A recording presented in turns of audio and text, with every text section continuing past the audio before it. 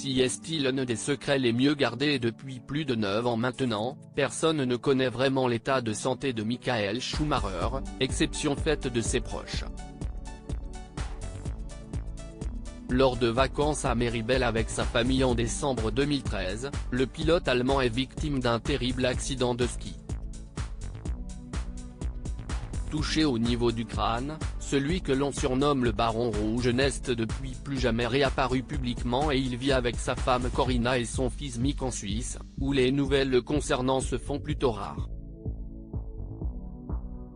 Michael Schumacher a construit sa légende au sein de l'écurie Ferrari avec laquelle il a remporté pas moins de 5 titres de champion du monde de Formule 1.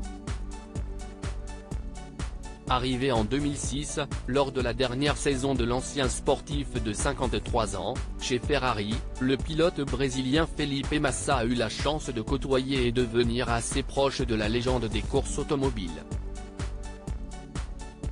Les deux hommes ont appris à se connaître et sont restés liés après la fin de carrière de Schumi et depuis son terrible accident. Le Brésilien de 41 ans assure qu'il est au courant de l'état de santé de son ami, comme il l'a expliqué à un média brésilien récemment.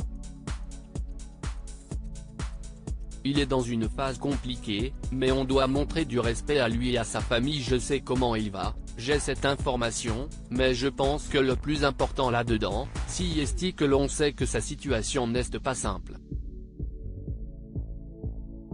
Il est dans une phase compliquée, mais on doit montrer du respect à lui et à sa famille, explique Felipe Massa en interview, dans des propos rapportés par le média sportif The Sport Rush. Le Brésilien a préféré éviter de trop rentrer dans le détail concernant l'état de santé de Michael Schumacher, comme il l'a justifié par la suite, la famille Schumacher, n'aimant pas divulguer d'informations à ce sujet, donc qui suis-je pour le faire ?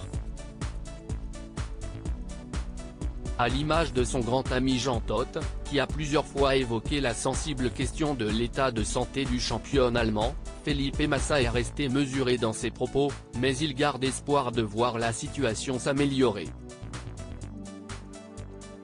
Je rêve et je prie tous les jours pour qu'il aille mieux et qu'il puisse se rendre à une course de F1 à nouveau, surtout maintenant que son fils concourt.